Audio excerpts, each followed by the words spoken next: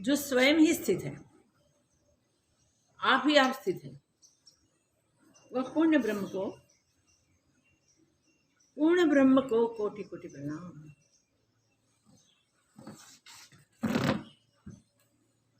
याद रखें, अष्टावक्र गीता में हमारी वह पूर्ण ब्रह्म को जानने की, पूर्ण ब्रह्म को पाने की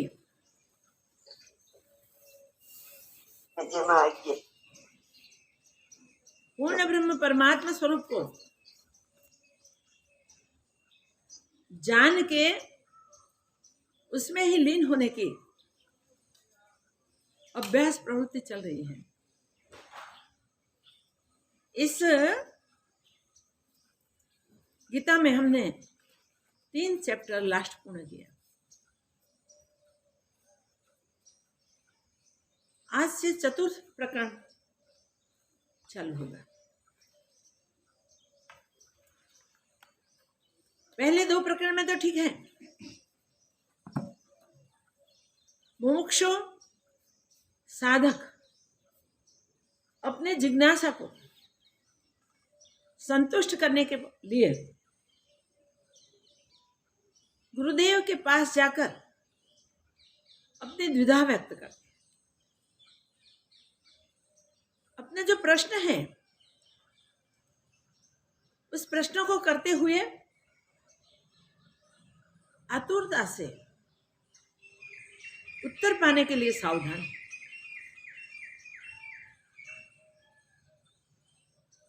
और उनकी वो 3 ही बात तब भी है।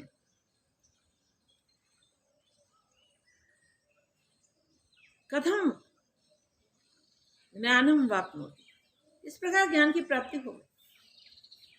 वैराग्यम च कथम प्राप्त हो, ज्ञान की प्राप्ति के लिए शर्त है वैराग्य, तो वैराग्य कैसे प्राप्त? मुक्तिम कैसे, मुक्तिम कैसे, मुक्ति किस प्रकार मिले, ज्ञान कैसे मिले, मुक्ति कैसे मिले और वैराग्य कैसे प्राप्त हो? ये 3 प्रश्नों के उत्तर सारी अष्टावक्र गीता में चल रहे हैं। इसी का ही वर्णन है, इसी की अनुभव की गाथा है, इसी की दृढ़ता के लिए गुरु की ओर से कसौटी हो रही है। गुरु जी ने जब बताया कि मुक्ति इच्छता है तो विषयान विषवत त्यज, और क्षमा दया आर्जव तोष आदि गुण विष की तरह विश्ववत भज, इसको पकड़ के जनक महाराज अभ्यास में लग गए और अभ्यास में सफलता प्राप्त करके फिर अपने अनुभव को गुरु जी के पास व्यक्त कर। तो अष्टावक्र जी ने देखा ये परम शिष्य है, ये अच्छा पुरुषार्थ करके आया है और उसने ज्ञान भी प्राप्त कर लिया है, उसके जगत के कोई बंधन अब स्पर्श नहीं कर सकेंगे। फिर भी शिष्य के पास से उसकी अनुभूति की सारी बातें सुनने के बाद उनकी परीक्षा करें और उनसे आंसर की अपेक्षा करते हैं। जितने भी क्वेश्चन किए उस क्वेश्चन के आंसर की अपेक्षा करते हैं। क्वेश्चन तो हमने देखा बहुत सारे किए,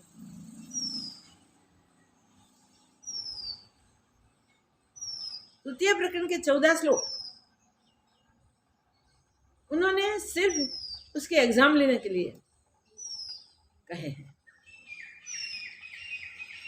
14 श्लोक में एक ही बात है कि आप आत्मज्ञान की बातें करते हो और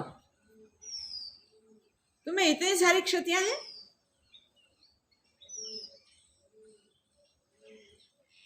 ये क्यों ऐसे है, ये क्यों ऐसे है, ये क्यों ऐसे है, ये क्यों ऐसे है, ये क्यों ऐसे है, ऐसे करके जनक महाराज की उनकी दृढ़ता के लिए देख रहे हैं, उसकी कैसी दृढ़ता है।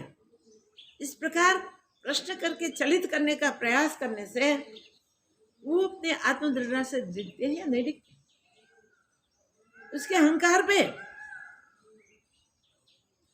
कुछ चोट लगती या नहीं लगती। मान अपमान से भरे हुए संसार में इतने बड़े राजा मेरे किए हुए अपमानों से उग्र होते या नहीं होते। ऐसे तो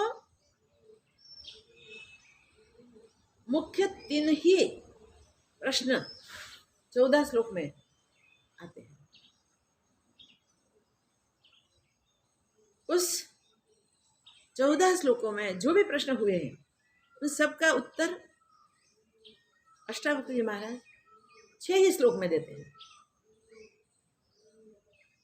विनम्रता सह उत्तर करते हैं। उनका अहंकार तो बिल्कुल गल गया है, उठने की संभावना ही नहीं है। तो अहंकार रहित हो गए गुरु के चरणों में मिट जाने की तैयारी के साथ वो गुरु के पास पहुंचे। सिर्फ अहंकार गुरु के चरणों में छोड़ दिया, ऐसा नहीं। चांस मिले तो अपने शिर को भी गुरु चरण में प्रदान करने के लिए वो उत्सुक है, तैयार है। वो इतने सावधान है, इतना सब कुछ गुरु ने आक्षेप किए, इतने सारे आक्षेप किए, तब भी उस आक्षेपों की कोई इफेक्ट जनक महाराज को नहीं हुई है। कहीं भी बुरा नहीं लगा, कहीं भी गुरु का दोष नहीं दिखा। मैं इतना सारा निश्चय करके दृढ़ता करके आया हूँ और गुरु जी मुझसे ऐसी बात करते हैं क्या? मैं वैसा ऐसा भाव उसके चित्त में नहीं उठा। पूर्णत्व की दृढ़ता के लिए क्या अधिकारत्व है वो जनक महाराज दिखा रहे हैं। और इसके साथ साथ उसके आत्मनिश्चय की दृढ़ता भी यही 6 श्लोक में दिखा रहे हैं। 2 बात बताते हैं। अहंकार की संपूर्ण निवृत्ति और आत्मज्ञान की अपनी दृढ़ प्रतीति दोनों विनम्रता से दिखा रहे हैं।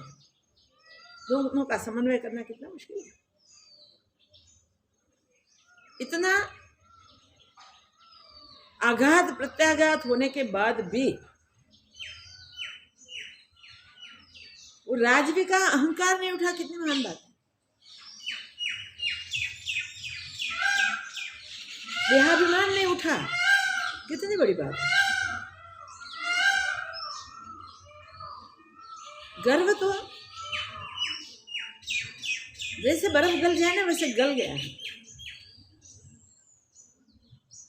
जैसे दूध में थोड़ा सा दही मिलाने से सारा दूध दही हो जाता है, फिर दूध नहीं हो सकता। वैसे ही पूर्ण ब्रह्मत्व छलक गया है। अपने पूर्ण ब्रह्म स्वरूप की अनुभूति कर ली है जनक महाराज, तो वहां से वो बिल्कुल बदल नहीं सकते, चेंज नहीं हो सकते। ये 6 श्लोक में हमें प्रतीति होती है, हमें अनुभूति होती है। क्या महानता है ज्ञानी की। पूर्ण ज्ञानी है, धीर पुरुष है। वो धीरता के साथ स्पष्ट से कह देते हैं कि ज्ञानी की, धीर पुरुष के कंपैरिजन कैसे जगत के बोझ खींचने वाले मूढ़ मनुष्य के साथ हो सकती है? कभी नहीं हो सकती महाराज।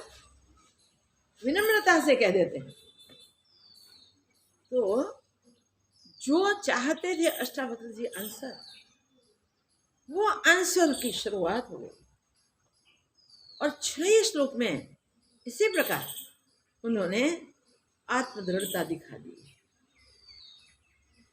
ये 6 श्लोक क्या है, कैसे हैं, कितनी विनम्रता के साथ रजू किए हैं, वो हम श्लोक सुनेंगे और पता चल जाएगा। तो 6 श्लोक हम 6 दिन चलेंगे, 6 वीक समझो, क्योंकि वीक में 1 दिन होता है ना, तो हम 6 वीक तक उसका ही पुनरावर्तन करेंगे और उसी से ही अपने अनुभव की दृढ़ता के लिए पुरुषार्थ करेंगे। चैंटिंग करते हैं 6 श्लोक का। हन्तात्माज्ञस्य धीरस्य खेलतो भोगलीलया न हि संसारवाहिके मूढे सह समानता यत्पदं प्रेप्सवो दीनः शक्राद्या सर्वदेवताः अहो तत्र स्थितो योगी न हर्षम् उपगच्छति तज्जज्ञस्य पुण्यपापाभ्याम् स्पर्शोऽयन्तर्न जायते न याकाशस्य धूमेन दृश्यमानाम् अपि संगतिः आत्मैवेदं जगत् सर्वं ज्ञातं येन महात्मना यदच्छया वर्तमानं तं निषेद्धुं क्षम्येत कः आब्रह्मस्तम्भपर्यन्ते भूतग्रामे चतुर्विधे विघ्नस्येव हि सामर्थ्यम् इच्छानिच्छा विसर्जने आत्मानं अद्वयं कश्चिन् जानाति जगदीश्वरम् यद्वेत्ति तत्सकुरुते न भयं तस्य कुत्रचित् न भयं तस्य कुत्रचित्। न भयम, इस निर्भय, जो निर्भय पद में स्थित है, जिसके लिए दूसरा कुछ बनाए नहीं, उसको भय किसका? निर्भय पद में। वो 6 श्लोक में एग्जाम उत्तीर्ण करके गुरु के सामने नम्रतापूर्ण बैठे और गुरुदेव ने तब मोहर मार दी। तो हम याद रखें,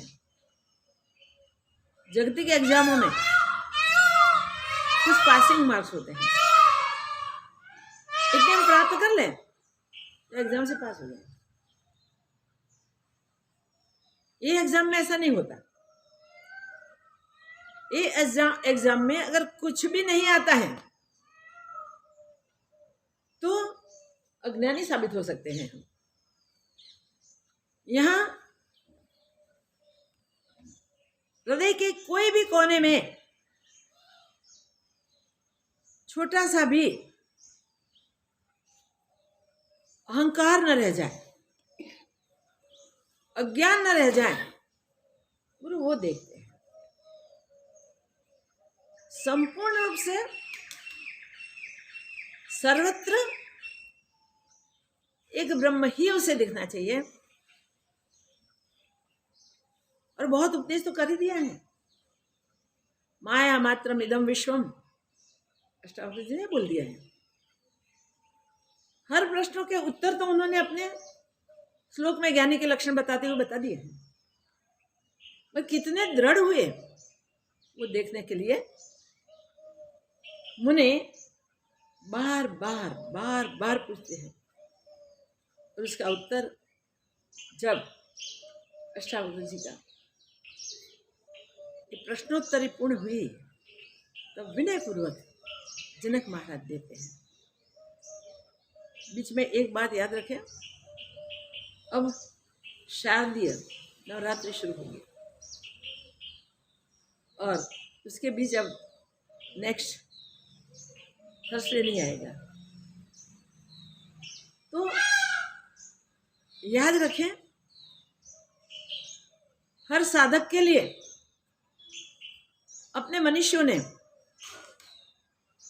बहुत प्रकार की युक्ति प्रयुक्तियां हमें बता दी है। इसमें से जो अनुकूल होवे वो हमें करनी है। साल में 4 नवरात्रि आती है, इसमें से शारदीय नवरात्रि ज्यादा महत्वपूर्ण कही जाती है, क्योंकि इसमें अहोरात्रि भजन करने के लिए आदेश है। देव और दानव का युद्ध तो लंबाई से चल ही रहा था, कहीं जीव से पीड़ित हुए और देवता थके हुए थे, तब उन्होंने परमात्मा से प्रार्थना की,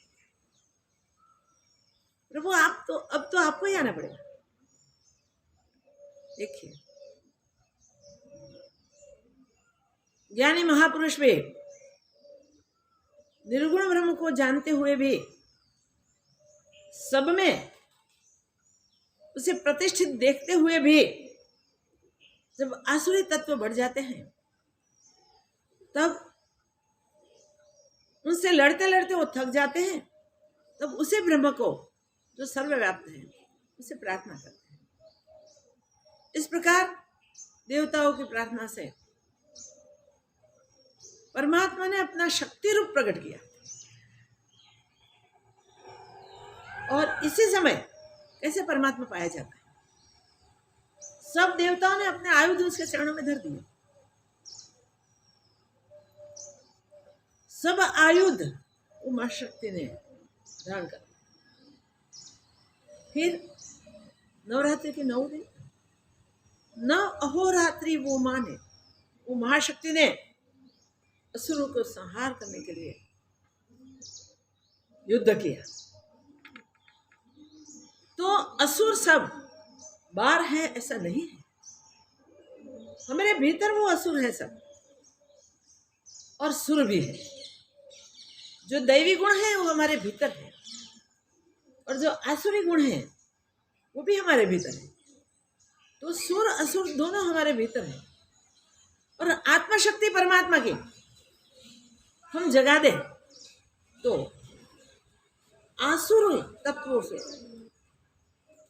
हम विजय पा सकते हैं, और दैवी तत्व हमारे में उजागर हो जाते हैं। तो इसलिए इस नवरात्रि 9 अहोरात्रि साधना के लिए है। 9 महारात्रि दिन रात ये आत्मा शक्ति ने, ये ब्रह्म शक्ति ने असुरों के साथ युद्ध किया और अंदर छिपे हुए महिषासुर को मार दिया, जिसके द्वारा शांति स्थापित हुई। इसका मीनिंग क्या है? वही है, हम पुरुषार्थ करें, हम उद्यम करें। आत्मज्ञान के लिए जो हम कर रहे हैं वो हमारा पुरुषार्थ, हमारे भीतर जन्मों से छिपी हुई आसुरी शक्तियां कभी कभी प्रकट हो जाती हैं और कभी हमें परास्त कर देती हैं, कभी कभी हमें साधना में आगे जाते जाते पीछे हट कर देती हैं। ये आसुरी शक्तियों पे हमें अभ्यास करके विजय प्राप्त करना है, फिर विजयादशमी आ जाएगी। विजय किसका हो गए? राम का ही विजय हो सकता है, सुर शक्ति का ही विजय हो सकता है, दैवी शक्ति का ही विजय हो सकता है। राक्षस शक्ति का विजय नहीं हो सकता, वो परास्त होता है। हम इतिहास को देखें तो हमें देखने मिलता है कि असुर बहुत बहुत बल दिखाते हैं और हारते भी वही हैं। सुर शांत होते हैं, जरूर प्रत्युत्तर करते हैं, मगर वो किसी का नुकसान करना नहीं चाहते, सबका कल्याण के लिए वो युद्धाधिक करते हैं। इसलिए विजय उसका होता है, भगवान उसके पक्ष में होते हैं। हम अपने भीतर छिपी हुई ये आसुरी शक्तियों को, इस षट शत्रुओं को, काम क्रोध मद लोभ मोह मत्सर, ये परास्त करना चाहते हैं तो हमें भी रात दिन पुरुषार्थ करना चाहिए, अभ्यास करना चाहिए। और ऐसा कड़ा अभ्यास करें कि जिसमें एक क्षण भी दुर्व्यय न होवे और अभ्यास कंटिन्यूअस, अभ्यास का सातत्य बना रहे तो अवश्य ये पुरुषार्थ से हम आसुरी संपदा पे विजय प्राप्त कर सकते हैं और दैवी संपदा हमारे में उजागर हो जाती है तो दोनों हमारे में, मगर दोनों छिपी हुई पड़ी हैं। कब उभरती हैं?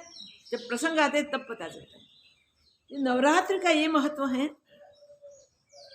जो आप सगुण ब्रह्म को मानते हो तो जिसे मानते हो उसकी उपासना, तपश्चर्या, ऐसा नहीं कि सिर्फ महाशक्ति की उपासना कर लीजिए। महाशक्ति ब्रह्मशक्ति है, आत्मशक्ति है। हम ये ध्यान रखें कि हमारी प्रीत जिसमें बनी है उसमें प्रीत जोड़े, फिर अहोरात्रि साधना करना, जल्दी से जल्दी परिणाम प्राप्त करने के लिए अहोरात्रि साधना। जो शक्ति हमारे भीतर पड़ी हुई है उसे उजागर करें और वही शक्ति से संपन्न होकर हमारे भीतर जो दुष्ट शक्ति है, जो दुर्गुण है, उसको परास्त करें। जब इस प्रकार की साधना करेंगे तो नवरात्रि में 9 दिन में हम काफी प्रगति कर लेंगे। साल में 4 बार नवरात्रि आती है, 4 बार इस प्रकार की साधना करें तो बहुत शॉर्ट टाइम में हम स्वरूपस्थ हो सकते हैं, स्वरूप की प्राप्ति कर सकते हैं। सावधान रहे कि जगत का आकर्षण हमें आकर्षित न कर जाए, भोग लोभ मोह आदि हमें खींच न ले, राग द्वेष में परेशान कर न ले, काम क्रोधादि के आवेग हमारी शक्तियों का हास न करे। इस प्रकार सावधानी से ये दिनों में अभ्यास करने से, पुरुषार्थ करने से बहुत अच्छी प्रगति होती है, क्योंकि महाशक्ति का, भगवती का, आत्मशक्ति का प्रागट्य होता है और उसके सानिध्य में हम पुरुषार्थ करते हैं तो उसकी कृपा बरसती है। तो ये नवरात्रि की शुरुआत होगी। हम समझते हैं कि नवरात्रि आई कि माँ के गरबे गा लें, ज़्यादा नहीं हो सकता, 5 गरबे तो गा लेने चाहिए। अभी गरबे गाएंगे, गरबे का क्या मीनिंग है वो पता नहीं है। गरबा गाते हुए भी अहंकार निवृत्त करके हम ऐसे गरीब हो जाएं कि हम नाच उठे, स्वस्वरूप की प्राप्ति से हमारा दिल खनगना उठे। इस प्रकार नवरात्रि महोत्सव करना है, इस प्रकार साधना हमें करनी है। सिर्फ गाया और मनोरंजन किया तो नवरात्रि का महत्व नहीं। कोई उपवास करते हैं, कोई निराहार रहते हैं, कोई सिर्फ फल खाते हैं, सिर्फ दूध पीते हैं, कोई एक टाइम भोजन करते हैं, कैसे भी करके तप करके अपनी साधना खंडित न हुए, इस प्रकार पुरुषार्थ करते हैं। जो जिसको भावे उस प्रकार पुरुषार्थ करना, और ये कुछ न करे तो कोई आवश्यकता नहीं। ब्रह्मानुसंधान टूटे नहीं, इतनी ही सावधानी रखते हैं। इतनी सावधानी से हम ये दिनों में अनुभूति के लिए पुरुषार्थ करते रहेंगे, तो इससे ज्यादा समय की आवश्यकता नहीं रहेगी। इतने ही दिनों में अनुभूति हो जाएगी। जैसे जनक महाराज ने अष्टावक्र महाराज से युक्ति पाली कि मुझे विषयों का त्याग करना है और सद्गुणों का संचय करना है, लेके बैठ गए और थोड़े ही टाइम में उन्होंने प्राप्त कर लिया। जब विषयों से मुक्ति हो गई, छूट गई, भोग विलास छूट गए, राग द्वेष ऑटोमेटिक मिट गए, मोह रहा ही नहीं, भोग बुद्धि कहाँ गई पता नहीं रहा। सिर्फ दृढ़ता से ब्रह्म शक्ति का प्रकट हो गया और वो स्वयं आश्चर्य मुग्ध हो गए। अरे वाह, ये इतना दिव्य अनुभव है, इतना सुंदर अनुभव है, इतनी बढ़िया बातें हैं। स आश्चर्य बोलने लगे, अहो आश्चर्यम, अहो आश्चर्यम, अहो आश्चर्यम। आश्चर्य के साथ अपने अनुभव को गुरु के पास व्यक्त किया। गुरुदेव ने देखा कि इतने शॉर्ट पीरियड में वो दृढ़ता करके आया है, पक्का शिष्य। फिर भी कोई भी कोनों में उसका सूक्ष्म अहंकार भी नहीं टिका है ना, जरा देख लो। उन्होंने प्रश्न किए और प्रश्न के द्वारा देख लिया कि इतने प्रश्नों की झड़ी बरसाई, तो भी वो बिल्कुल हिले नहीं, उनका अहंकार उठा ही नहीं है। अब मैं देखूं कि वो इसका प्रत्युत्तर कैसे देते हैं। देखिए, गुरुजी प्रश्न करते हैं और प्रत्युत्तर भी चाहते हैं, और प्रश्न करते हैं उसमें आंसर तो दे ही देते हैं। ये अपनी संस्कृति की ज्ञान परंपरा है। अपने शास्त्रों में गुरु शिष्य का इस प्रकार ही संवाद ग्रथित किया हुआ है। गुरु शिष्य के मध्य में ये ज्ञान चर्चा प्रश्न उत्तर से होती है, और ज्ञान चर्चा उस हाइट पे पहुंचती है कि दोनों ब्रह्मज्ञानियों की चर्चा होती है। शिष्य ने उपदेश पाके, गुरु से युक्ति पाके, युक्ति के अनुसार अभ्यास कर लिया, और अभ्यास पूर्ण होते एग्जाम तो देनी ही होती है, तब सर्टिफिकेट मिलता है, तब तक सर्टिफिकेट नहीं मिलता। तो पूर्ण रूप से पूर्ण होके गुरु के पास आते हैं और विनम्रता से अपने अनुभव को व्यक्त करते हैं। फिर भी गुरु परीक्षा करते हैं और चाहते हैं कि उत्तर, जो उत्तर शिष्य के पास आता है, इसमें ज्ञान प्राप्ति का अहंकार कहीं नहीं है ना। ज्ञान से उनका हृदय उभर तो नहीं गया ना, ज्ञान के हृदय में पूर्ण भर गया है ना। वो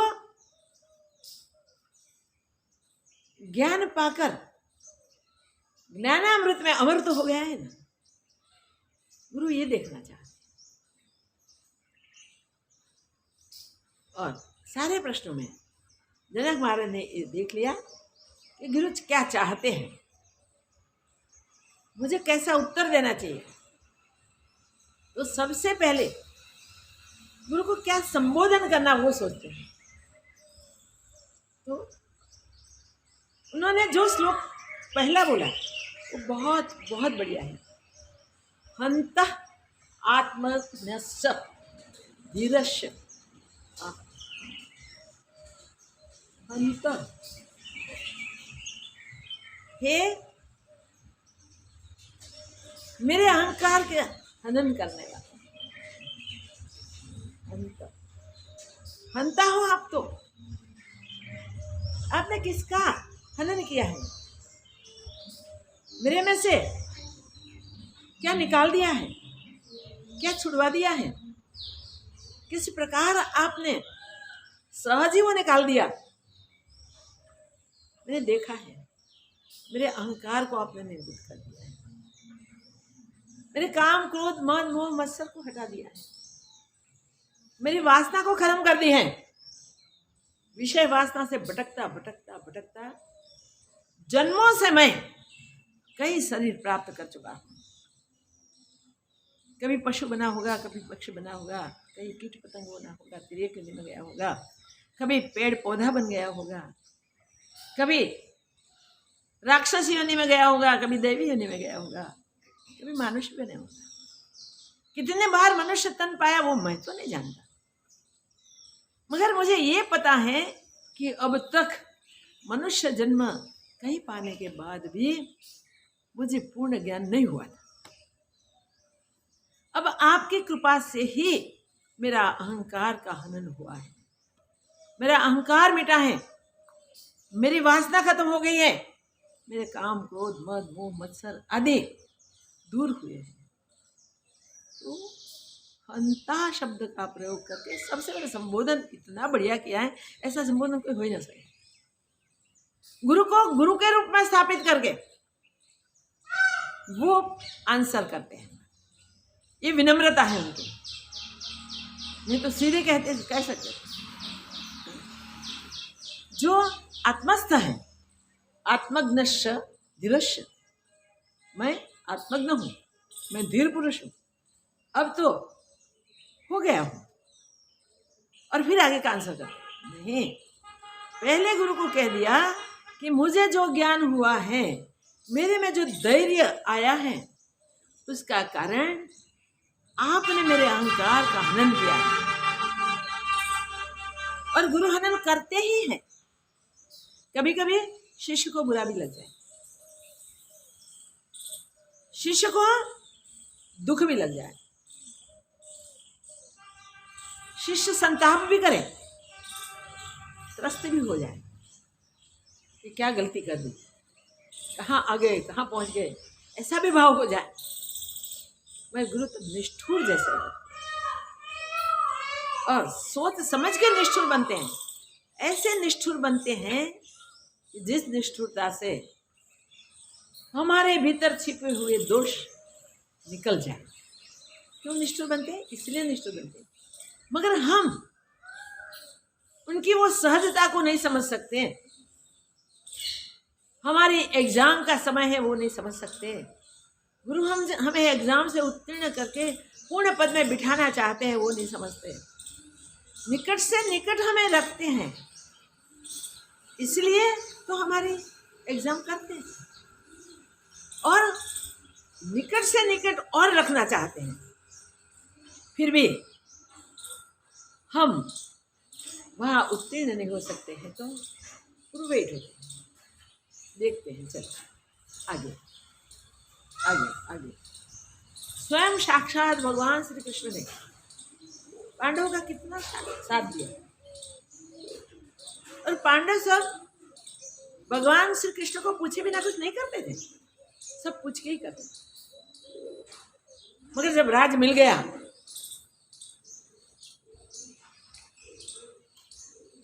और दुर्योधन ने एक चाल, देखिए, धृतराष्ट्र धृतराष्ट्र के द्वारा कहलाया गया कि दूत रमने का महोत्सव है, तो आपको दूत रमने के लिए आना है, आपको दूत रमने के लिए आना है। अब पिता का आमंत्रण है, वो आमंत्रण अस्वीकार कैसे करें? और भगवान को अगर कहेंगे तो वो तो हानि बोलेंगे। भगवान जरूर कहेंगे दूध नहीं खेलना चाहिए, नहीं जाओ। हम उसकी आज्ञा का उल्लंघन नहीं कर पाएंगे। क्या करें, क्या करें, क्या करें? देखो कितनी अधूरप पकड़ ली भगवान ने। धर्मराज स्वयं सत्य के उपासक, वही सत्य निष्ठा उसी समय पे चुप गए और दूध खेलने को गए। क्या स्थिति हुई हम सब जानते हैं। सब कुछ होड़ में लगा दिया, कुछ शेष नहीं रहा, भान ही नहीं रहा। दूध खेलने वाले को मैं क्या करता हूं उसका भान नहीं रहा। लगाते दाव पे, लगाते जाते हैं। सब कुछ दे दिया, पत्नी सहित सब कुछ दे दिया। देखिए, और फिर क्या करें, शक्तिहीन होकर बैठ गए, मस्तक नीचे करके बैठ गए। कितना भी बोला जाए, कितना भी अपमान हो, द्रौपदी का भी आंखों के सामने इतना अपमान सह लेना पड़ा। एक छोटी सी गलती का परिणाम कैसा आता है देखिए।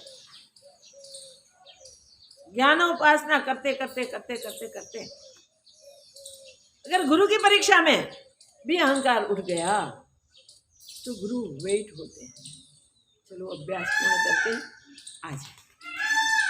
उसको छोड़ नहीं देते, याद रखिए, उसको पकड़ के रखते हैं। शिष्य की तो वो भावना होती है मैं छोड़ दूं, चला जाऊं, नहीं रहना है। अहंकार उभरता है ना, तब पता नहीं रहता, विवेक छूट जाता है। मगर गुरु से पकड़ के रखते हैं। ठीक है, एक नहीं तो दूसरी एग्जाम, दूसरे लेंगे। जब पूर्ण हो जाएगा तब वो समझ जाएगा कि मेरी गलती। तो भगवान ने, किसी ने मदद द्रौपदी को नहीं की, तो द्रौपदी भी जब तक औरों के सामने जगत की ओर देखती थी, अपने बाहुबल के ऊपर विश्वास करती थी, तब तक भगवान नहीं आए। भगवान को पता था कि दूध खेल रहे हैं, बाहर ही खड़े हैं। मगर जब द्रौपदी ने बोला, हे अंतर्यामी, अब तो दूर नहीं हो, मेरे अंतर में हो प्रभु, प्रकट हुए। अब मैं निसहाय हूं, आपके शरण हूं। बस संपूर्ण रूप से जब शरणागति आ जाती है तब कुछ भी प्राप्त करना मुश्किल नहीं है। अगर आप जागतिक विषय कोई प्राप्त करना चाहते हैं तो वो भी मिल जाएंगे, उसके लिए और मजदूरी करने की जरूरत नहीं। पुरुषार्थ तो सिर्फ परमात्मा प्राप्ति के लिए ही करना है, आत्मदृढ़ता के लिए ही करना है। और वो पुरुषार्थ में टूटे नहीं, साधना छूटे नहीं, उसकी सावधानी हमें रखनी है। वो सावधानी नहीं रखेंगे तो क्या हाल होंगे, जैसे पांडवों के हाल हुए। इतने शूरवीर, अर्जुन की प्रतंचा का आवाज सुन के महान वीर योद्धा भी ध्रुजते थे, कांपते, वो भी कायर होकर बैठ गया। देखो भीम जैसा भीम, वो भी इतना शक्तिशाली होने के बाद जैसे बलहीन हो वैसे बैठ गया। सहदेव जी सब कुछ जानते हुए भी किसी ने पूछा नहीं क्या करे, बैठ गए। और नकुल तो अपने आप में ही रहता था, सबके साथ वो भी बैठ गए। देखिए क्या हाल हुए पांडवों, क्या दशा हुई। साधक अगर असावधान है तो देर हो जाती है प्राप्ति में भाई, इसलिए विलंब न करिए, असावधान न रहे। साधना के लिए सतत जागृति, सतत सावधानी। तो भगवान ने क्या किया, मदद तो की, मगर वनवास पूर्ण हुआ पांडवों का, तब तक वेट हुए, कोई बात फिर हो जाएगा। कैसा धैर्य देखो तो सही, गुरुजनों के पास ऐसा धैर्य होता है, वो धैर्य से हमें तैयार करते हैं। कसौटी किए बिना पूर्ण जाहिर नहीं करते। इसमें से हमें ये सीखना है, कसौटी तो होगी होगी और होगी, एग्जाम तो पास करनी होगी करनी होगी करनी। भाई याद रखें, एक ब्रह्म का निश्चय कर लें, द्वितीय कुछ बना ही नहीं, ऐसा धैर्य जिसमें आ गया, ऐसे आत्मस्वरूप में स्थिति जिसने प्राप्त कर ली, वो कैसे भी एग्जाम ली जाए क्या फर्क पड़ता है, उसे कोई फर्क नहीं पड़ता। मगर जहां तक वो स्थिति प्राप्त नहीं हुई तब तक सावधानी से पुरुषार्थ करना जरूरी है। तब कहते हैं कि अंत आत्मज्ञश धीरश, हे अहंकार को फलने वाले, जो आत्मज्ञानी पुरुष है, जो धीर पुरुष है, खेल तो भोग लीलया, वो तो जगत में रहता है, भोगों को लीला मात्र समझ के उसमें रमता है, उसको भोग स्पर्श नहीं कर सकते, उसको भोग हिला नहीं सकते, ऐसी स्थिति में अवस्थित हो, वो आत्मज्ञानी है। आत्मज्ञानी की व्याख्या जनक महाराज ने बताई। आत्मज्ञान के मूल हेतु, मूल कारण आप हो, क्योंकि आपने हमारा अहंकार, हमारी वासनाएं, हमारे दुर्गुण सब दूर कर दिए, सब खत्म कर दिए। तो ये सब आपने खत्म किए, इसीलिए तो ज्ञानी धीर पुरुष मैं लीला मात्र भोग भुगतता हूं। राजा के कैसे भोग हुए, और प्रहार तो उनके ऊपर ही किए हैं, जनक महाराज के ऊपर ही किए हैं। इसलिए जनक महाराज को नम्रता से, शिष्य भाव से ये उत्तर देना है, मगर उत्तर देने में बिल्कुल सत्य ही सत्य, सत्य से हटकर कुछ नहीं कहा है। कैसे दृढ़ता है आत्मज्ञान की, ऐसे दृढ़ता होनी चाहिए। तो खेल तो भोग लीलया, लीला मात्र भोगों में खेलता है, भोगों में रहता है, भोग करता है, मगर भोग उसे स्पर्श नहीं करता। जैसे हीरा कादव में गिर जाए, कीचड़ में गिर जाए, मड़ वाला हो जाए, मगर उस हीरो को निकाल के पानी से धो दो, उसे मड़ स्पर्श करता है। तो ज्ञानी पुरुष, धीर पुरुष, भोगों में खेले तब भी, भोगों में रममाण दिखे तब भी, भोगों में तरबतर हो गया दिखे तब भी, भोगों से कभी लिप्त नहीं होता, भोगों से कभी छू नहीं सकते, भोग से आकर्षित नहीं होते, कोई विषयों की उसे इच्छा आशा नहीं होती, उसकी तृष्णा भी नहीं बनती। यह है ज्ञान, यह है धीर पुरुष। नहीं संसार वाही के मुड़े सह समानता। महाराज देखिए, जो संसार का बोझ घिसटने वाले हैं ना, वो कैसे मूढ़ है। तो संसार का बोझ जो घिसटते हैं वो बिल्कुल मूर्ख हैं। ऐसे मूर्खों से ज्ञानी की तुलना नहीं हो सकती, सह समानता नहीं हो सकती। कभी भी समान लाइन में ज्ञानी को बिठाया नहीं जाता। ज्ञानी भोगों के बीच रमता हुआ भी भोग उसे स्पर्श नहीं कर सकता। कितनी सुंदर बात है। सुवर्ण में धातु मिलाई जाए दूसरी, वो सुवर्ण सुवर्ण ही दिखे। धातु के संग में रहते हुए भी धातु नहीं दिखता, सुवर्ण दिखता है। मगर जब उसको शुद्ध किया जाता है, अग्नि पे तपाया जाता है, पिघलाया जाता है, तब वो और धातु को छोड़ देता है, क्योंकि वो स्वयं शुद्ध है। उसमें कोई धातु मिल नहीं सकती। गहने बनाने के लिए स्वर्ण के साथ वो लाख लगाई जाती, चिपकाई जाती है, बीच में लाख होती है, आजू बाजू स्वर्ण होता है। लाख दिखती नहीं है, मगर लाख स्वर्ण को छू भी नहीं सकती। जैसे खोलो लाख निकल जाएंगे। देखिए, ऐसा जो ज्ञानी है वो भोगों के बीच खेलता हुआ भी, सारे जगत में रंग राग में देखो तो भी उसे कोई रंग राग ने स्पर्श नहीं किए।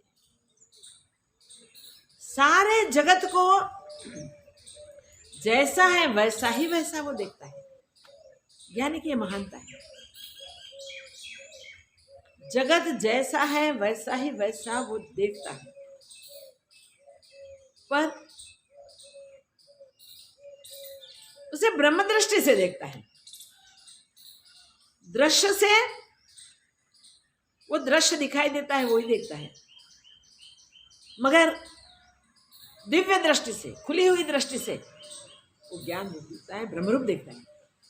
ये ज्ञानी का लक्षण है। इसलिए उस पर कोई भी बाधा भी आ जाए उसका धैर्य नहीं टूटता, कैसा भी संकट आ जाए तो भी नहीं दिखता स्वरूप से, कैसी भी मुसीबत आ जाए, मौत भी क्यों सामने नहीं खड़ा है, आपने तो कहा है वो बात, तो भी धीर हिलता नहीं है। क्या महान बात है। आपने तो ये बताया, आपने तो ये सिखाया, आपने तो ये समझाया, ये सब बोध आपके द्वारा मुझे प्राप्त हुआ है। मेरा देहाभिमान इस उपदेश के द्वारा आपने खत्म कर दिया है। मेरे विषय राग कहाँ चले गए मुझे पता नहीं, वे नहीं टिक सके। काम क्रोधादिक ने कब से विदाई ले ली है। अब तो मैं ज्ञान में स्थित धीरस्य धीर हूं, ज्ञान यज्ञस्य धीरस्य। और ये कहते पहले मैं धीर हूं, मैं ज्ञान युक्त हूं, वो कहते पहले क्या हंता, मेरे सर्व दोषों को मिटाने वाले, मेरे सब दोषों का हनन करने वाले। आपको क्या बताऊं कि आपके द्वारा ही मुझे ज्ञान की प्राप्ति हुई है। ये धैर्य मुझे आपने ही प्रदान किया है, जिसके कारण सब भोगों को, देखिए खेल तो लीलावत, खेल तो भोग लीलावत, तो मैं लीला की तरह, लीला की तरह ये भोगों को खेल रहा हूं जो मुझसे स्पर्श नहीं करता। बारिश आ रही है, आपको बारिश में जाना है, जाना जरूरी है, तो आप रेनकोट पहन लेते हैं। पानी में तैरने को जाना है तो आप वो वस्त्र पहन लेते हैं जिसमें पानी अंदर नहीं जा सकता। ये दुनिया में जो भी हम करते हैं ना, वो वहां से ही सीखा जाता है। इसमें से हमें सीखना चाहिए कि ये जगत डूबने वाला है, ये संसार हमें जन्म जन्मांतर भटकाने वाला है, हमें भवाटवी में नहीं भटकना है। तो हमें पुरुषार्थ करके निश्चय कर लेना चाहिए। गुरुदेव के उपदेश से हमें वो तो पता चल ही गया है कि हम उस गुरु तत्व से, ब्रह्म तत्व से भिन्न नहीं है। इसलिए तो गुरु शिष्य को उपदेश करते हैं, और शिष्य जब पूर्ण स्वरूप से पूर्ण तत्व को प्राप्त कर लेते हैं, पूरी एग्जाम लेके गुरु शिष्य को गुरु के रूप में प्रणाम करते हैं। न हम रहा न तुम रहा, भेद मिट गए, और भेद स्वरूप में स्थित हो जाते हैं। ये स्थिति प्राप्त करने के लिए जनक जी तैयार थे, जो कुछ इसके लिए करना पड़े सब कुछ करने के लिए तैयार, और उन्होंने कर दिया। राजा का अपमान करने की हिम्मत भी कोई कर सके, पॉसिबल ही नहीं है। उसको तो मृत्युदंड मिल जाए, मगर जनक महाराज का तो हल अपमान हुआ है, अनेकों बार अपमान हुआ है, अनेकों बार उसको मूढ़ कहा गया है, अनेकों बार उसे अर्थ चिंतना करने वाले कहा गया है, अनेक बार विषय भोगों में रत बताए गए हैं, अनेक बार काम भोग में आसक्ति वाले बताए गए, ऐसे ऐसे आक्षेप किए गए हैं। फिर भी उन आक्षेपों से वो बिल्कुल हिले नहीं, क्योंकि वो जानते हैं कि आक्षेप जो हो रहे हैं उसे स्पर्श नहीं कर सकते। जो आक्षेप हो रहे हैं ये जगत में है, नाशवान शरीर को हो रहे हैं, जो प्रतिपल नाश को ही प्राप्त हो रहा है, मैं उसका बचाव क्यों करूं? बचाने की कोशिश में क्यों करूं? वो बचाने की कोशिश भी नहीं करते। मैं ऐसा नहीं हूं, ऐसा कहते भी नहीं। जल आके कमल पत्र पे गिरता है, वो जल की बूंद जो रही सही होती है उसको भी गिराने के लिए वो कोशिश नहीं करता। क्यों? वो जानता है वो टिक ही नहीं सकता मेरे पे, वो गिर ही जा रहा है। जितना आया जल सब गिरा, दो चार बूंद बची है वो भी गिर जाएगी, मुझे क्यों करना चाहिए उसको गिराने के लिए कुछ? वो तो सदैव ऊपर ही ऊपर रहता है, ऊपर ही ऊपर रहता है, ऊपर। जो उत्पन्न होता है जल में, जो पलता है जल में, जो पोषण प्राप्त करता है जल से, जो जिंदा भी जल से ही है, वो जल की भी परवाह नहीं करता। क्योंकि वो समझता है कि मेरे में कोई जगत ब्रह्म टिक ही नहीं सकता, जलाधिक मुझसे भिन्न कुछ हुए ही नहीं। देखिए, अभिन्न स्वरूप में जो स्थित है उसको एक ब्रह्म निश्चय होता है, इसको एक आत्म निश्चय होता है, और आत्म निश्चय से वो कभी नहीं दिखता। इसलिए यह स्पष्ट करके बता दिया है कि वो भोग लीला में खेलता हुए, भोग लीला करता हुए, भगवान श्री कृष्ण ने आकर जगत में कितनी लीला बताई। किसी से लिप्त हुए नहीं हुए। दुर्वासा जी यमुना के सामने तट पर बैठे थे, वहां बैठे थे, आप इस साइड भगवान बैठे थे, और भगवान के पास सब गोपियां थी। तो एक गोपियों को इच्छा ही हुई कि दुर्वासा जी का पूजन करें और भोजन खिलाएं। तो भगवान को पूछा, हम जाएं? भगवान ने हाँ जाओ, मेरे गुरुदेव को भोजन कराने को जाते हैं तो जाओ जाओ, जरूर जाओ। गोपियां तो उत्साह से चली, भगवान की परमिशन मिल गई। मगर यमुना जी पूर्व बाहर बैठी,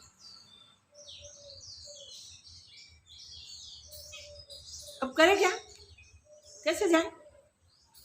वापिस आई, प्रभु यमुना जी तो दोनों साइड से, दोनों किनारों से खुल जा रही हैं, हम कैसे जाए थाल लेके? तो भगवान ने बोला, कह दो श्री कृष्ण हमारे सबके बीच लीला करते हुए भी निर्लेप हैं, तो हे यमुना मैया मार्ग दे दो। कभी कोई भोगों में लिप्त नहीं हुए हैं, तो हे यमुना मैया मार्ग दो। गोपिया गई, एक दूसरे से एक सामने देखती है, हंसती है, हमारे से इतना प्रेम करते हैं, इतना हमारे से इतना मोह करते हैं, सबसे इतने जुड़े हुए हैं, और कहते हैं हम सबसे निर्लेप हैं, तो मार दो। तो गोपिया अंदर में कहती है, कोई बात नहीं, माँ हमें न्याय कर देगी, अब भी न्याय कर देगी। गई और बोली, तो यमुना मैया जो पानी बहता था वो बह गया, आता था वो रुक गया, जगह हो गई, पट हो गया बड़ा खुला, और गोपिया आनंद से पहुंच गई। फिर यमुना मैया वैसे ही बहने लगी। दुर्वासा जी को प्रसन्न किए, खिलाया। दुर्वासा जी बहुत प्रसन्न हुए और बोले कि अब जाओ, कृष्ण के पास पहुंच जाओ वापस। तो उन्होंने बोला कि भाई ऐसा हुआ था, दोनों किनारों से उन्होंने बह रही थी वो। तो कृष्ण ने बोला कि मैं सदा निर्वासिक हूँ, यमुना मैया मार्ग दे देगी, बोल दो उसे जाके। और हमने बोला तो यमुना मैया ने मार्ग दिया। मगर जैसे सामने तट पे हम पहुंचे सामने, तुरंत ही फिर वो तो बहने लगी है। अब क्या करेंगे? बोले जाओ उसे कह दो कि दुर्वासा जी सदा उपवासी हो, तो हे यमुना मैया मार्ग दे देना, ऐसे कह देना। तो जाके गोपियों ने वो बोला कि गुरु शिष्य की क्या लीला है पता नहीं चलता। शिष्य ने बोला निर्लेप है तो रास्ता दे दो, और यमुना मैया ने रास्ता दिया। अब देखते हैं यमुना मैया क्या करते हैं गुरु की बात। जाके कहा, अब तो विश्वास हो गया कि यमुना मैया अगर दुर्वासा मुनि सदा उपवासी हो गए तो मार्ग दो। इतनी गोपियों के सारे थाल झपट गए थे, देखो। फिर भी यमुना मैया ने मार्ग दे दिया, रास्ता दे दिया, सब गोपियां आई भगवान के पास, कहती हैं कि आप गुरु शिष्य की लीला समझ लिया। ऐसे खेल भगवान करते हैं, ऐसी एग्जाम लेते हैं कि एग्जाम लेके हमें सत्य की प्रतीति करा देते हैं। गुरु के द्वारा एग्जाम इसलिए ली जाती है कि हम पूर्ण दृढ़ता कर सकें। दृढ़ता कराने की एग्जाम होती है। गोपियां समर्पित तो थी ही, मगर कृष्ण के बिना वो रह नहीं सकती। वो जो भी कुछ करती थी कृष्ण को पूछ के करती थी, रात दिन कृष्ण को चाहती थी, घर का सारा कामकाज कृष्ण के आदेश से करती थी। कृष्ण कृष्ण कृष्ण कृष्ण उसके सांस जपते थे। वो गोपियां कृष्ण के साथ अहरनिश रहने वाली, उस मोह में फंसे नहीं, इसलिए एग्जाम हुई।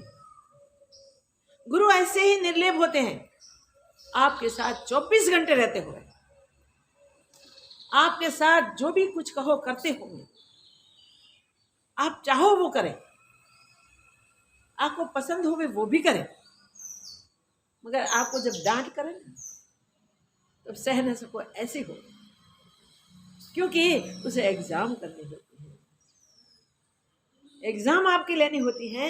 इसलिए गुरु डांटते भी हैं, गुरु ठुकराते भी हैं, निकाल भी देते हैं, हटा भी देते हैं, सब कुछ करते हैं। ऐसा क्रोध करते हैं जो कभी देखा ना हो, कभी सुना ना हो, ऐसा भी कर लेते हैं। मगर ये सब गुरु का भी लीला मात्र होता है, हमें पूर्ण ज्ञान कराने के लिए, ज्ञान की दृढ़ता में स्थित करने के लिए। गोपियाँ सब कुछ जानती थी, कृष्ण उनका आत्मा है, वो दृढ़ता कराने के लिए उनकी एग्जाम हुई, और गुरु शिष्य दोनों पूर्ण हैं, वो भी उन्होंने बता दिया। तो याद रखें हम कि ये एग्ज़ाम होती है, और एग्ज़ाम में हमें उत्तीर्ण होता है। जैसे जनक महाराज जी उत्तीर्ण हो गए। जनक महाराज ने अपना जो ज्ञान था वो सत्य था, वो दृढ़ था, वो सही था, उसके बिना और कोई ज्ञान नहीं था। तो गुरुदेव इतना आक्षेप करते हैं, तब भी धैर्य से कहते हैं, गुरुदेव ये ज्ञान आपके द्वारा मिला, जिसमें मैं दृढ़ स्थित हूँ, जिससे मैं अनम हूँ, जिससे मैं अचल हूँ, जो स्थिरता कभी भी हट नहीं सकती, ऐसी स्थिरता मैंने प्राप्त की है, वो आपकी कृपा से बेटी है, क्योंकि आपने मेरे अहंकार का हनन कर दिया है, आपने मेरी भोग वासनाओं को दफना दी है, आपने मेरी विषय इच्छाओं को कहाँ खत्म कर दी वो पता नहीं है। हाँ, आपने जगत की सब बाधाएं, सब विक्षेपें कैसे उड़ा दिए, कहाँ उड़ा दिए पता नहीं चलता। आपकी कृपा से मैं कह सकता हूं, ज्ञान यज्ञस्य धीरस्य, ऐसा जो ज्ञानी पुरुष होता है वो खेलते भोग लीलया, भोग की लीला खेलता है तो भी खेलता है, रमत है उसको, भोग की लीला उसके लिए रमत है, खेल मात्र है, खेलता है तब भी उसके साथ नहीं संसार वाही कई मुड़े, संसार का बोझ वहन करने वाले मूढ़ पुरुषों के साथ सह समानता बराबरी नहीं की जाती। महाराज माफ कीजिए, आप जो कहना चाहते हैं इसमें ज्ञानी लेपित नहीं है, और आपकी कृपा से ही वो ज्ञान प्राप्त किया है जिस ज्ञान से वो अनन्य है, और आपको जो सत्य है आप भी जानते हैं, आपने ही दिया है, और सर्वत्र उस सत्य के सिवा दूसरी कोई प्रतीत नहीं है। ज्ञान वही है जो सर्वत्र प्राप्त हो, वो ज्ञान की प्राप्ति आपसे ही मुझे हुई है, और उससे मैं कह सकता हूँ कि ज्ञान यज्ञस्य धीरस्य, खेलता भोग लीलया, भोग की लीला खेले तब भी संसार का बोझ वहन करने वाले मूढ़ पुरुष के साथ उसकी समानता, सह समानता, उसकी बरोबरी नहीं की जाती है। वो मूढ़ पुरुषों के साथ, संसार का वहन करने का बोझ खींचने वाले मनुष्यों के साथ समान नहीं देखा जाता। संसार में ही रहता है, संसार में ही जीता है, संसार के ही कार्य करता है, संसारी जैसा ही कार्य करते समय दिखता है, क्योंकि ज्ञानी और अज्ञानी का व्यवहार तो समान ही होता है। तब भी वो संसारी नहीं है, तब भी वो अज्ञानी नहीं है, वो आत्मस्थ है, आत्मा में ही स्थित है। जो भी कुछ है ब्रह्मार्पण करके बैठ गया है, पूर्ण धीर पुरुष है, उसको मृत्यु भी डिगा नहीं सकती, कैसा भी भय से भय नहीं दे सकता। ऐसे पूर्ण ज्ञानी महापुरुष, धीर पुरुष, ज्ञानी पुरुष, कोई भी पूछे, कभी भी पूछे, कैसे भी संजोग प्राप्त हो गया, अपनी दृढ़ता में ही स्थित रहता है, इससे हिलता नहीं, दिखता नहीं। इसलिए हे प्रभु, आपकी आज्ञा के कारण आप पूछते हैं, इसलिए मैं वो कहता हूँ, मैं वो धीर पुरुष हूँ, मैं वो ज्ञानी पुरुष हूँ जो भोगों में खेलते हुए भी सामान्य मूढ़ मूर्ख मनुष्य जो संसार का बोझ वहन करते हैं, उसके साथ मेरी समानता नहीं हो सकती। ये देखिए चतुर्थ प्रकरण का प्रथम श्लोक। जो सत्य पाया, सत्य एक ही होता है, सत्य दो नहीं होते। सत्य सनातन होता है, सत्य का अंत कभी नहीं होता। सत्य अविनाशी है, जिसका नाश कभी नहीं होता, और नाश नहीं तो पैदा होने की जगह ही नहीं। सत्य अखंड है, अविरत है, सतत है। उसका सातत्य जिसने भी कर लिया वो हो गया सत स्वरूप, ब्रह्म स्वरूप। तो ब्रह्म स्वरूप की अनुभूति के लिए गुरु की आज्ञा को स्वीकार करके, गुरु के बोध को सुन के, बोध के अनुसार हमें पुरुषार्थ करना है, हमें जीना है, जल कमलवत जीना है, सुवर्ण की तरह रहना है, हीरे की तरह रहना है, कभी कहीं दाग न पड़े वैसे रहना है। माता सीता को वस्त्र दिए गए अनसुया माता के द्वारा, जो कभी भी दागग्रस्त न हो, कभी भी मैल को ग्रहण न करे, सदैव जैसे है वैसे ही वैसे उज्जवल। देखो क्या बड़ी बात है, महापुरुष क्या कर सकते हैं। सीता जा रही है, माँ को पता है हरण होगा, वहां कौन उसको स्नान आदि की व्यवस्था कर देगा। अनसुया माता जानती है, ज्ञानी की स्थिति देखो, अनसुया माता जानती है, उसने और कुछ नहीं दिया, वस्त्र दिए, और वो वस्त्र कभी भी मल को प्राप्त न कर सके, वो वस्त्र पे कभी मल छू न सके, ऐसे वस्त्र दे दिए। सीता तो ज्ञान शक्ति, महाशक्ति, वो तो ज्ञान स्वरूपा ही थी, फिर भी माँ के पास विनम्र भाव से गई है, तो माँ ने वही दिया जो उनका स्वरूप। वो कभी भी किसी भी दाग से ग्रसित होने वाली नहीं है। वो प्रमाण दे दिया कि वो निर्मल है, निर्मल है, उसमें मल नहीं प्रवेश करता। जैसे गंगा जी, गंगा जी वो मुख से निकली, वहां से देखो महासागर को मिली, ये ऐसी पवित्र रही जिसमें वहां से वहां की उनकी यात्रा तक गंदगी या किसी और को डाला ही नहीं जाता। सब अपनी गंदगी डालते हैं, सब शहर, सब नगर, सब गांव, सब लोग, सब जीव जंतु, प्राणी, पशु पक्षी, सब उसमें गंदगी डालते हैं, मगर गंगा में वो गंदगी स्पर्श नहीं कर सकती। वो पवित्र ही पवित्र सदैव। इसलिए तो उसने, गंगा ने सागर को अपना रूप दे दिया, अपना नाम दे दिया, सागर गंगा सागर कहलाया। फिर गंगा ने अपने अस्तित्व को मिला दिया। तो देखिए कितनी पवित्रता, कितनी शुद्धता। ये ब्रह्म स्वरूप की पवित्रता है, ब्रह्म स्वरूप की शुद्धता है। और ब्रह्म स्वरूप की खुमारी है। इतने बड़े सागर को अपना रूप दे दिया, अपना नाम दे दिया, और सागर ने वो नाम स्वीकार कर लिया। आज भी इस भूमि पे, उस संगम पे हम तीर्थ के लिए जाते हैं और पावन होते हैं, अपने को धन्य समझते हैं।